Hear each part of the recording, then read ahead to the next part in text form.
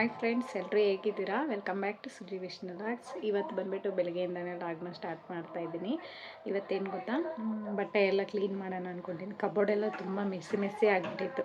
ತುಂಬ ದಿನ ಆಗೋಗಿತ್ತು ಕಬೋರ್ಡ್ ಎಲ್ಲ ಕ್ಲೀನ್ ಮಾಡಿ. ಇವತ್ತು ಕಬೋರ್ಡ್ ಎಲ್ಲ ಕ್ಲೀನ್ ಮಾಡೋಣ ಅಂದ್ಕೊಂಡಿದ್ದೀನಿ.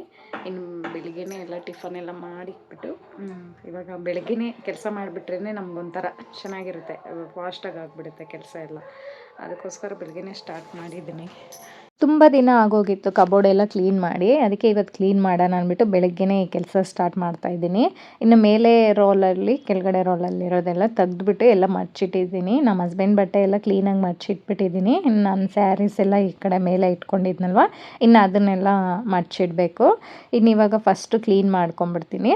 ಫಸ್ಟ್ ಬಂದ್ಬಿಟ್ಟು ಕೋಲಿನ ಹಾಕಿ ಕ್ಲೀನ್ ಮಾಡಿಬಿಡ್ತೀನಿ. ಕೋಲಿನಲ್ಲಿ ಕ್ಲೀನ್ ಮಾಡೋದ್ರಿಂದ ಏನಾದ್ರು ಕರೆಗಳಿದ್ರೆ ಕರೆ ಎಲ್ಲ ಹೋಗ್ಬಿಡುತ್ತೆ, ಮತ್ತು ಗಲೀಜು ಕೂಡ ಆಗಲ್ಲ, ನೀಟಾಗಿರುತ್ತೆ. ವುಡ್ ಪಾಲಿಶಿಂಗ್ ಕೂಡ ತುಂಬ ಚೆನ್ನಾಗಿರುತ್ತೆ. ಅದಕ್ಕೋಸ್ಕರ ಕೋಲಿನಲ್ಲಿ ಕ್ಲೀನ್ ಮಾಡೋದು. ಮತ್ತು ಆ ಸ್ಮೆಲ್ಗೆ ಚಿಕ್ಕ ಚಿಕ್ಕ ಹುಳಗಳು ಮತ್ತು ಸ್ಪೈಡರ್ಗಳು ಮತ್ತು ಜಿರಳೆ ಇದೆಲ್ಲ ಕೂಡ ಒಳಗಡೆ ಹೋಗೋದಿಲ್ಲ.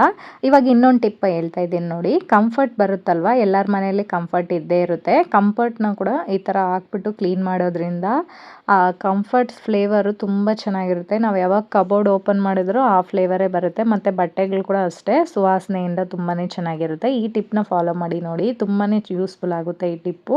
ನಾವು ಹೆಂಗಿದ್ರು ಬಟ್ಟೆ ವಾಶ್ ಮಾಡಿದ್ರೆ ಕಂಫರ್ಟ್ ಹಾಕ್ತೀರಿ. ಬಟ್ಟೆಗಳು ಯಾವ ಥರ ಫ್ಲೇವರಾಗಿ ಸ್ಮೆಲ್ ಗಮ್ ಅಂತ ಇರುತ್ತೋ ಅದೇ ಥರ ಕಬೋರ್ಡ್ ಕೂಡ ಅಷ್ಟೇ, ನಾವು ಯಾವಾಗ ಓಪನ್ ಮಾಡಿದ್ರು ಚೆನ್ನಾಗಿರುತ್ತೆ.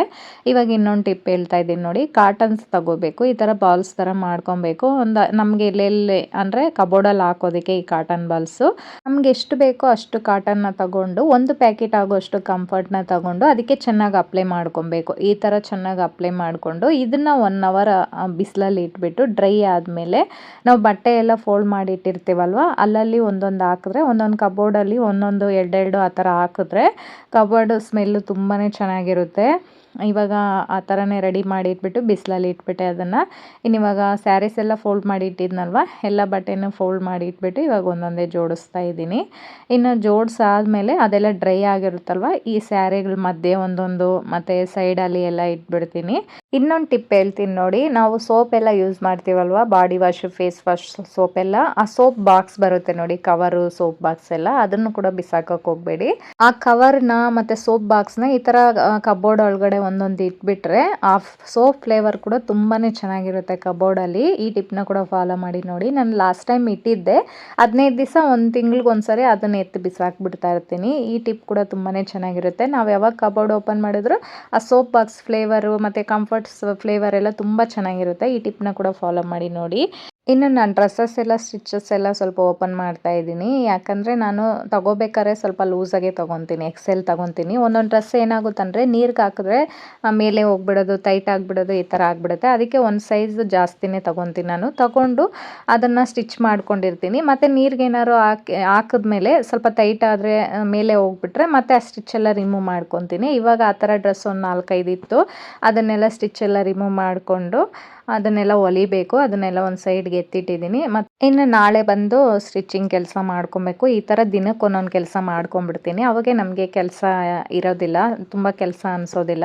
ದಿನಕ್ಕೆ ಒಂದೊಂದು ಕ್ಲೀನಿಂಗ್ ಕೆಲಸಗಳು ಮಾಡ್ಕೊಂಬಂದ್ರೆ ಮನೇನೂ ಕ್ಲೀನಾಗಿರುತ್ತೆ.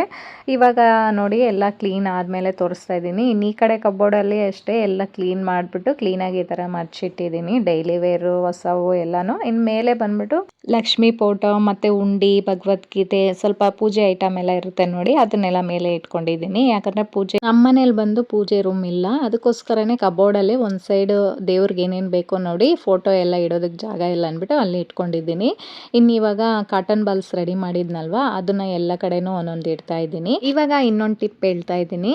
ಜವಾದ್ ಪೌಡರ್ ಬರುತ್ತಲ್ವ, ಇದು ಎಲ್ಲ ಗಂಧಿಗೆ ಅಂಗಡಿಯಲ್ಲಿ ಸಿಗುತ್ತೆ.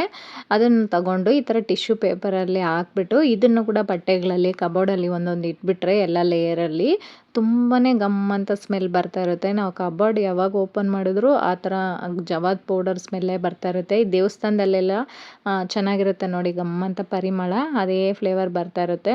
ಮತ್ತು ದೀಪ ಹಚ್ಬೇಕಾದ್ರೆ ಮನೇಲಿ ಇದೊಂದು ಚಿಟಿಕೆ ಹಾಕ್ಬಿಟ್ಟು ದೀಪ ಹಚ್ಚಿ ನೋಡಿ, ಮನೆಯೆಲ್ಲ ಘಮ್ ಅಂತ ಪರಿಮಳ ಬರ್ತಾ ಇರುತ್ತೆ.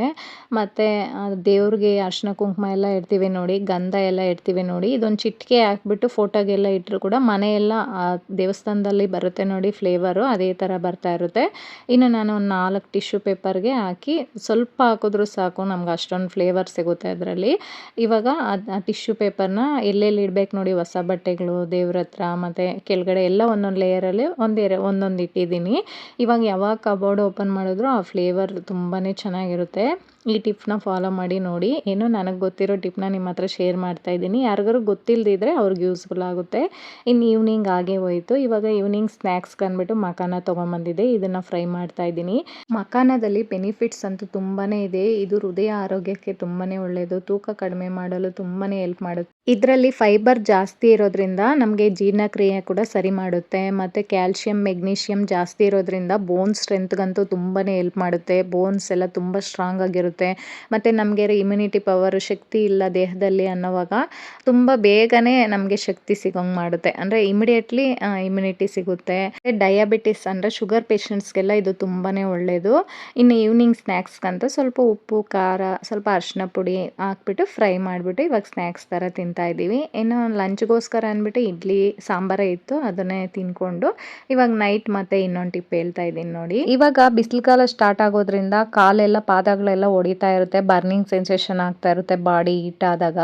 ಆ ಥರ ಬೇಗ ಕಮ್ಮಿ ಆಗಬೇಕಂದ್ರೆ ಸ್ವಲ್ಪ ವ್ಯಾಸ್ಲಿನ್ಗೆ ಕೊಬ್ಬರಿ ಎಣ್ಣೆ, ಸ್ವಲ್ಪ ಅರಿಶಿನ ಪುಡಿ ಹಾಕಿ ಚೆನ್ನಾಗಿ ಮಿಕ್ಸ್ ಮಾಡಿಬಿಟ್ಟು ಈ ಥರ ಅಪ್ಲೈ ಮಾಡೋದ್ರಿಂದ ಪಾದ ಉರಿ ಎಲ್ಲ ಕಮ್ಮಿ ಆಗುತ್ತೆ ಮತ್ತು ಕ್ರ್ಯಾಕ್ ಆಗಿರೋದೆಲ್ಲ ಸ್ಮೂತ್ ಆಗುತ್ತೆ. ಒಂದೇ ವಾರಕ್ಕೆ ರಿಸಲ್ಟ್ ಗೊತ್ತಾಗುತ್ತೆ. ಇನ್ನು ಯಾರಿಗೆಲ್ಲ ಪಾದ ಒಡೆದಿರುತ್ತೆ, ಬರ್ನಿಂಗ್ ಸೆನ್ಸೇಷನ್ ಇರುತ್ತೆ, ಅವ್ರಿಗೆಲ್ಲ ಈ ಟಿಪ್ ತುಂಬಾ ಯೂಸ್ಫುಲ್ ಆಗುತ್ತೆ. ಈ ಟಿಪ್ನ ಫಾಲೋ ಮಾಡಿ ನೋಡಿ, ಒಂದು ವಾರಕ್ಕೆಲ್ಲ ತುಂಬಾ ರಿಸಲ್ಟ್ ಬರುತ್ತೆ. ಇನ್ನು ಇವತ್ತಿನ ವಿಡಿಯೋ ಕೂಡ ಇಲ್ಲಿಗೆ ಎಂಡ್ ಮಾಡ್ತಾ ಇದ್ದೀನಿ. ಇವತ್ತಿನ ವಿಡಿಯೋ ಇಷ್ಟ ಆಗಿದ್ರೆ ಪ್ಲೀಸ್ ಒಂದು ಲೈಕ್ ಮಾಡಿ, ಶೇರ್ ಮಾಡಿ, ಹಾಗೆ ಸಬ್ಸ್ಕ್ರೈಬ್ ಮಾಡ್ಕೊಂಡು ನೋಡಿ. ಟೇಕ್ ಕೇರ್, ಬಾಯ್.